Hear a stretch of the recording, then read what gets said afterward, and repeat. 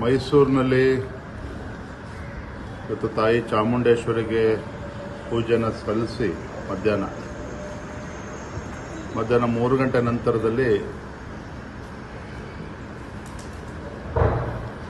ಈ ಒಂದು ಭ್ರಷ್ಟ ಜನವಿರೋಧಿ ಕಾಂಗ್ರೆಸ್ ಸರ್ಕಾರದ ವಿರುದ್ಧ ಜನಾಕ್ರೋಶ ಯಾತ್ರೆಗೆ ಮಾನ್ಯ ಕೇಂದ್ರ ಸಚಿವರು ಹಿರಿಯರಾಗಿರ್ತಕ್ಕಂಥ ಪ್ರಹ್ಲಾದ್ ಜೋಶಿಜಿಯವರು ಚಾಲನೆ ನೀಡ್ತಾರೆ.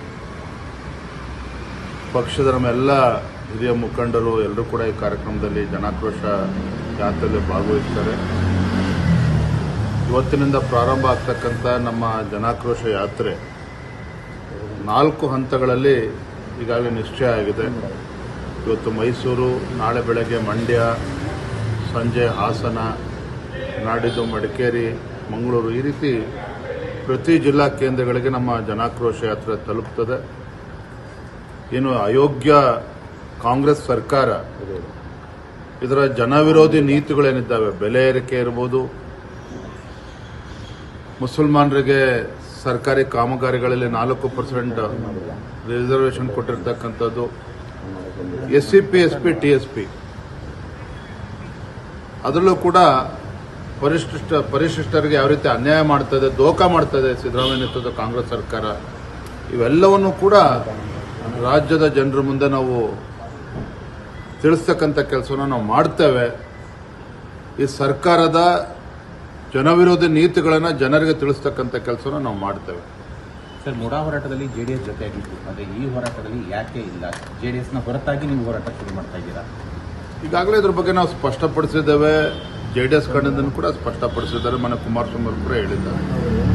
ಇದು ನಾವು ಹೋರಾಟ ಪ್ರತ್ಯೇಕವಾಗಿ ಮಾಡ್ತಿದ್ದೇವೆ ಅಂತ ಹೇಳಿದ್ರೆ ಏನೋ ವ್ಯತ್ಯಾಸಗಳು ಉಂಟಾಗಿದೆ ಅಂತಲ್ಲ. ಇದು ಭಾರತೀಯ ಜನತಾ ಪಾರ್ಟಿ ಒಂದು ರಾಷ್ಟ್ರೀಯ ಪಕ್ಷವಾಗಿ ಹೋರಾಟವನ್ನು ನಾವು ಕೈಗೆತ್ತಿಕೊಂಡಿದ್ದೇವೆ.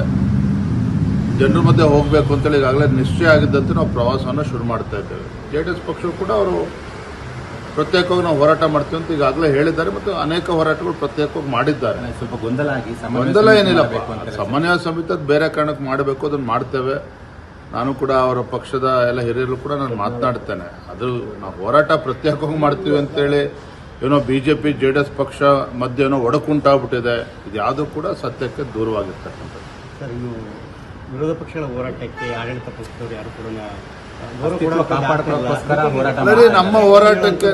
ನಮ್ಮ ಹೋರಾಟಕ್ಕೆ ಆಡಳಿತ ಪಕ್ಷದವರು ಗೌರವ ಕೊಡಬೇಕು ಅಂತ ಹೇಳಿ ನಿರೀಕ್ಷೆ ಮಾಡ್ತಕ್ಕಂಥ ದಡ್ರು ನಾವಲ್ಲ. ಅಂದ್ರೆ ಇಲ್ಲಿಯೂ ಕೂಡ ಆ ಒಂದು ಹೋರಾಟಕ್ಕೆ ಮಣಿ ಅಂತದಾಗ್ಲಿ ಅಥವಾ ಯಾವುದೇ ಒಂದು ಇದನ್ನಾಗ್ಲಿ ಹಿಂದೆ ನೋಡಿ, let me tell you one thing. ನಮ್ಮ ಹೋರಾಟ, ಭಾರತೀಯ ಜನತಾ ಪಾರ್ಟಿಯ ಹೋರಾಟ, ಇದು ಪ್ರಾಮಾಣಿಕವಾಗಿರ್ತಕ್ಕಂಥ ರಾಜ್ಯದ ಹಾಗೂ ರಾಜ್ಯದ ಜನರ ಒಂದು ಕಾಳಜಿಯನ್ನು ಇಟ್ಕೊಂಡು ನಾವು ಹೋರಾಟವನ್ನು ಪ್ರಾರಂಭ ಮಾಡ್ತಾ ಇದ್ದೇವೆ. ಈಗ ಯಾವುದೂ ಚುನಾವಣೆಗಳಿಲ್ಲ. ಹಿಂದೆ DK ಶಿವಕುಮಾರ್ ಅವರು ಮೇಕೆದಾಟು ಪಾದಯಾತ್ರೆ ಮಾಡಿದ್ರು. ಯಾವಾಗ ಮಾಡಿದ್ರು? ವಿಧಾನಸಭಾ ಚುನಾವಣೆ ಸಂದರ್ಭದಲ್ಲಿ ಮಾಡಿದ್ರು. ಅನೇಕ ಹೋರಾಟಗಳು ಚುನಾವಣೆ ಬಂದಾಗ ಕಾಂಗ್ರೆಸ್ ಅವರು ಮಾಡಿದ್ರೆ ಹೊರತು, ಆದರೆ ನಮ್ಮ ಹೋರಾಟ ಯಾವುದೂ ಚುನಾವಣೆಗಳು ಇಲ್ಲದೆ ಹೋದರೂ ಸಹ ಜನರ ಪರವಾಗಿ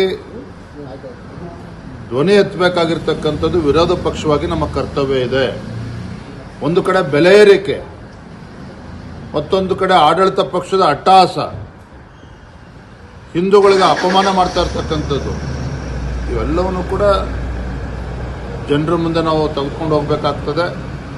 ಜನರಿಗೆ ನೈಜ ಸಂಗತಿಗಳನ್ನು ತಿಳಿಸ್ತಕ್ಕಂಥ ಕೆಲಸ ವಿರೋಧ ಪಕ್ಷವಾಗಿ ನಾವು ಮಾಡಬೇಕಾಗ್ತದೆ, ಅದನ್ನು ಮಾಡ್ತಾ ಇದ್ದೀವಿ.